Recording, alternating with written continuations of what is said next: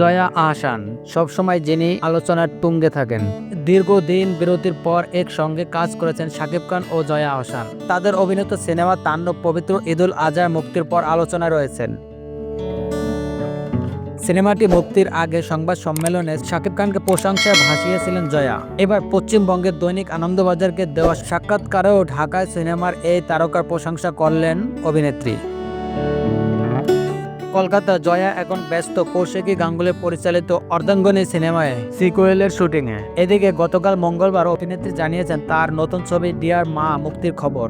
সিনেমাটি আগামী 18 জুলাই মুক্তি পাবে। সাক্ষাৎকারে নানা বিষয়ে কথা বলেছেন জয়া। বাংলাদেশে কি শুধু শাকিব খানের এই শাসন, তার প্রভাবে টলিউডের বিনোদন দুনিয়া অনেকটাই আচ্ছন্ন? এমন প্রশ্নের উত্তরে জয়া বলেন, শাকিব নিজেই উন্নতি করেছেন। অসংখ্য অনুরাগী তারা শাকিবকে মন থেকে ভালোবাসেন। দেখুন, জীবনে যানজট ঝামেলা থাকবেই, এগুলোর উত্তর না দিয়ে শাকিব নিজে কাজ দিয়ে সবকিছু জবাব দেন। আমি নিজে সেটা দেখেছি। তিনিও আমার মতো কর্মে বিশ্বাসী। এই জায়গায় তাকে আমি শ্রদ্ধা করি। এ সময় জয়া কথা বলেন পুরুষতান্ত্রিক সিনেমার ইন্ডাস্ট্রি নিয়েও। জয়া বলেন, এটা ঠিক, সিনেমা ইন্ডাস্ট্রি পুরুষ শাসিত, এটাই আমাদের সমাজ ব্যবস্থা, তার প্রভাব ইন্ডাস্ট্রিতেও পড়ে।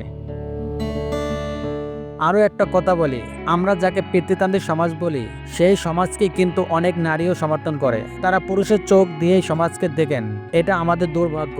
বাংলাদেশ থেকে পশ্চিমবঙ্গ যেখানে যান দেখতে পাবেন, যদিও এই সমাজ ব্যবস্থা কাম্য নয়।